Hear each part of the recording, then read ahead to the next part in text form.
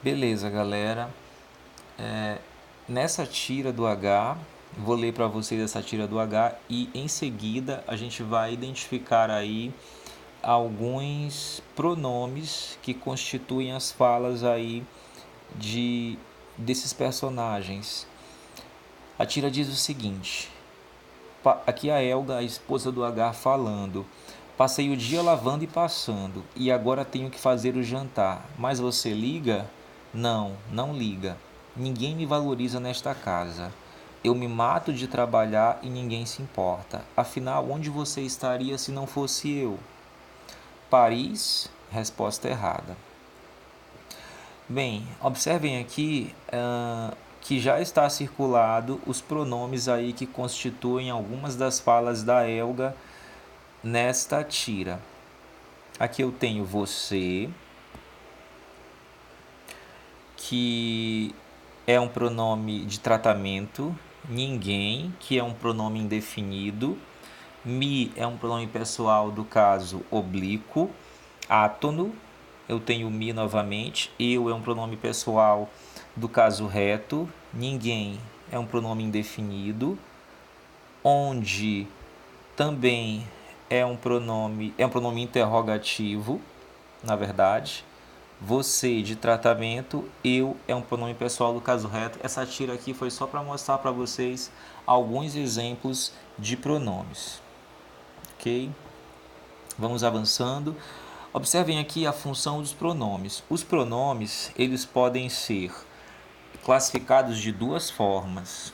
Eu tenho os pronomes chamados de pronomes substantivos, que são pronomes que substituem o substantivo, eles ficam no lugar do substantivo, como é o caso aqui desta frase, ó. Onde você estaria se não fosse eu? Esse você e esse eu são exemplos de pronomes substantivos. Eles substituem aí um nome, substituem um substantivo. Isso é basicamente o conceito clássico do pronome, porque o pronome é a palavra que se coloca no lugar do substantivo. Na segunda frase, eu tenho o seguinte: ninguém me valoriza nesta casa. Essa segunda frase aqui, eu tenho esse pronome em destaque e esse pronome acompanha o substantivo casa, chamado aí nesse caso de pronome adjetivo. Os pronomes também, aqui embaixo ele vai falar, indicam as pessoas do discurso. Eu cheguei a falar isso em algumas turmas, né?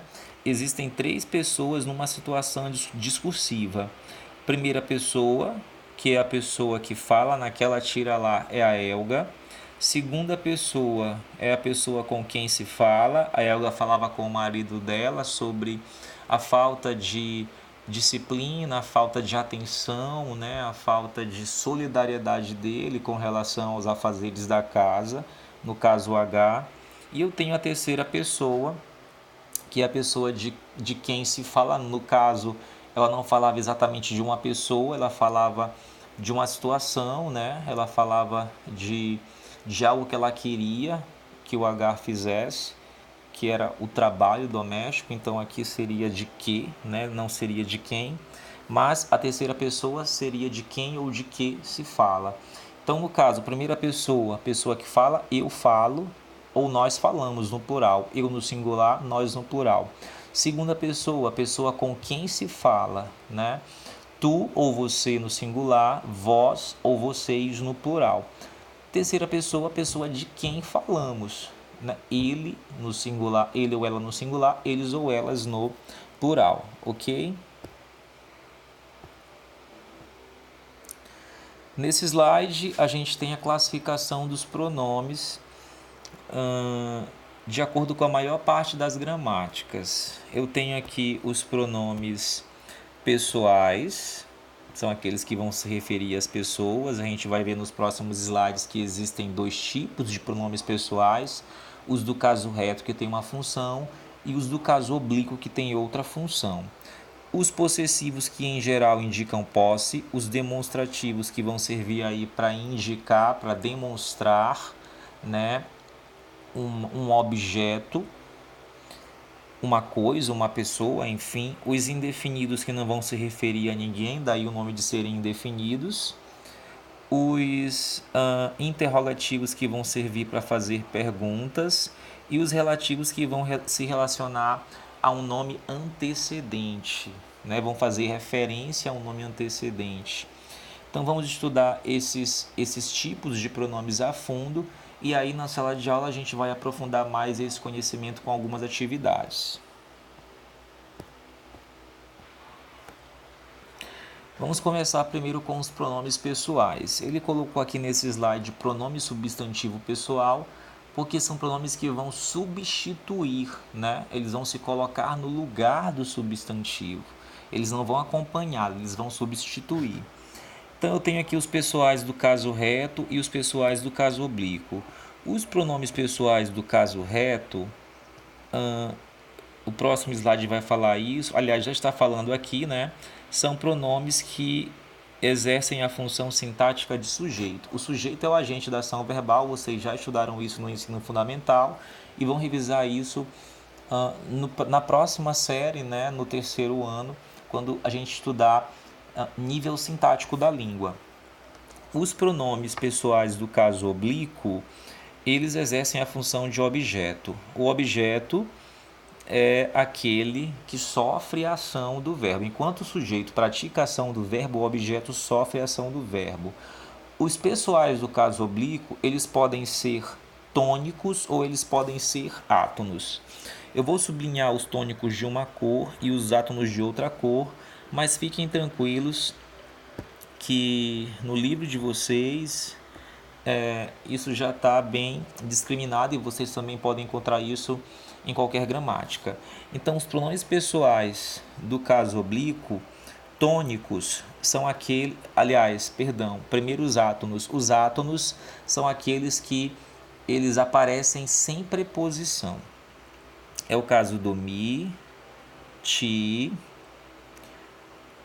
o, a, li, si, nos, vos, os, as, lis, si. Os pronomes pessoais do caso oblíquo tônicos são aqueles que virão precedidos por preposição. Eles sempre vão aparecer com preposição. É o caso aqui de mim comigo, ti contigo, si consigo. Aqui faltou o nós conosco, né? Porque vocês vão ver que o nós também, em algumas situações, ele pode funcionar como objeto, vós convosco, se consigo, ok? Aqui eu tenho alguns exemplos para ilustrar para vocês os conceitos que eu falei ainda há pouco sobre pronomes pessoais do caso reto e do caso oblíquo. Ele esperava um tchau. Ele tem papel aqui de sujeito da ação verbal, né? Porque eu pergunto assim, quem esperava um tchau? É assim que eu localizo o sujeito, perguntando para o verbo quem pratica a sua ação. Quem esperava um tchau? A resposta vai ser ele. Ele é o sujeito, vocês sabem que ele é um pronome pessoal do caso reto. Pronomes pessoais do caso reto só podem exercer função sintática de sujeito. Um tchau é o meu objeto direto. Se eu quisesse, eu poderia trocar esse um tchau por um pronome pessoal do caso oblíquo. Aí ele vai falar bem aqui o seguinte: o objeto pode ser constituído por pronome oblíquo. Vejam aqui. O, a, os e as, que são pronomes pessoais do caso oblíquo átono, que não são regidos por preposição, eles sempre vão funcionar como objetos diretos. É o caso aqui desse exemplo. Eu tenho aqui: o pai deixou-as na escola. Aqui eu tenho o seguinte: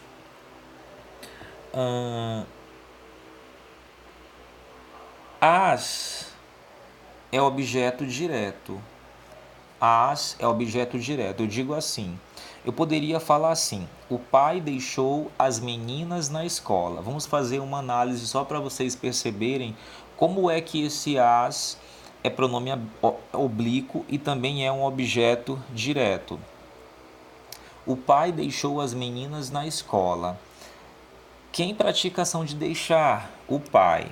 O pai, se eu quisesse, eu poderia trocar por ele.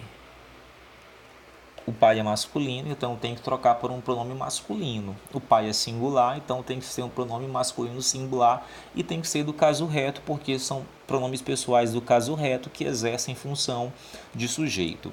Aí vamos supor que essa oração fosse: o pai deixou as meninas na escola. O pai pratica a ação de deixar.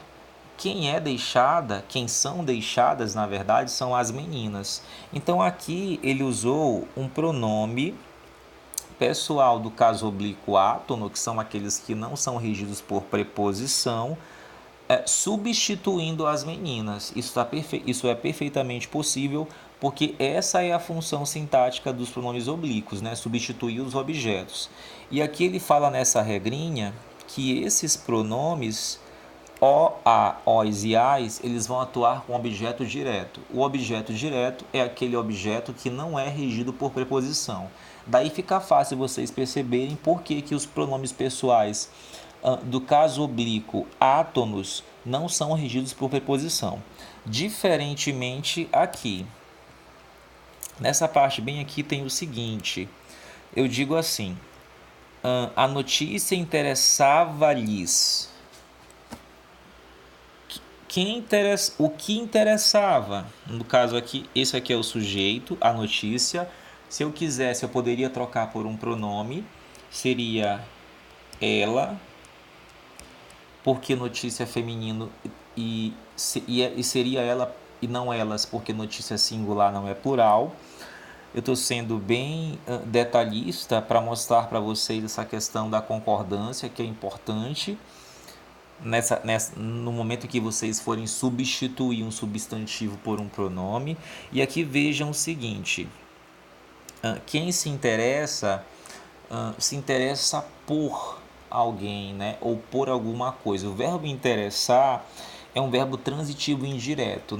Na regência dele, ele pede essa preposição, interessar por, né? Interessar-se com, né? Mas aqui seria mais interessar a, também poderia ser, né? Interessa a alguém, né? Eu vou ter aí várias regências para o verbo interessar. Então aqui eu digo o seguinte: se eu quisesse, eu poderia substituir, aliás, o lhes já substituiu.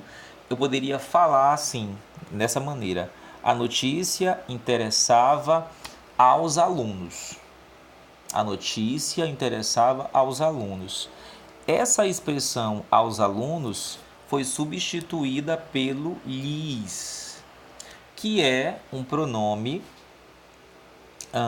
pessoal do caso oblíquo átono não regido por preposição. O lhes não é regido por preposição. Entenda uma coisa: o lhes não é regido por preposição. Eu falei tônico, me perdoe. Ele é um pronome pessoal do caso oblíquo átono. Se eu falei tônico, eu não estou lembrado aqui, mas ele é do caso oblíquo átono, que são aqueles que não são regidos por preposição. Os tônicos que são. Mas entenda uma coisa: o lhes, por mais que não seja regido por... Aqui não aparece nenhuma preposição, não aparece. Mas se eu falasse assim, ó, a notícia interessava aos alunos, observem aqui que eu tenho, né, uma preposição, aos preposição. Agora, na hora que eu substituo pelo lhes, porque o lhes substitui o objeto indireto. Que isso fique bem claro. O, a, os e as substituem o objeto direto, aquele que não é preposicionado. Li e lhes substituem o objeto indireto, que é aquele que é preposicionado. Eu vou aqui apagar só para mostrar mais uma vez para vocês, só para ilustrar isso mais uma vez para vocês e a gente avançar. Eu tenho o, a, os e as, pronomes pessoais do caso oblíquo átonos, tanto eles, o a, o os e o as, quanto o li e o lis, são pronomes pessoais do caso oblíquo átonos porque não possuem preposição. Esses aqui, o, a, os e as, só podem substituir objetos diretos, que são aqueles não preposicionados. E esses aqui só podem substituir objetos indiretos, que são aqueles que são preposicionados. Então, não fiquem com essa dúvida nem com essa incongruência, né? Porque talvez algumas pessoas podem pensar, poxa, mas o li e o lis são pronomes oblíquos átonos, não tem preposição. Mas aí eles substituem o objeto indireto que tem preposição. Sim, se aqui no local de lis tivesse aos alunos, estaria correto, porque o verbo interessar é um verbo transitivo indireto, pede preposição. Mas quando eu faço a substituição desse objeto indireto, eu tenho que substituir obrigatoriamente pelo li ou pelo lis, porque são esses pronomes que fazem essa função de objeto indireto. Beleza? Aqui eu tenho alguns exemplos, né, de uso de pronomes em certos contextos. Trouxe farinha para eu ou para mim fazer? Observem que aqui eu tenho duas orações. Se eu tenho duas orações, eu tenho dois sujeitos, obrigatoriamente, necessariamente, se os verbos indicarem aí uma ação. Eu tenho aqui o verbo trouxe e eu tenho o verbo fazer. Quebrando as orações, eu vou ter o seguinte: trouxe farinha para eu ou para mim fazer?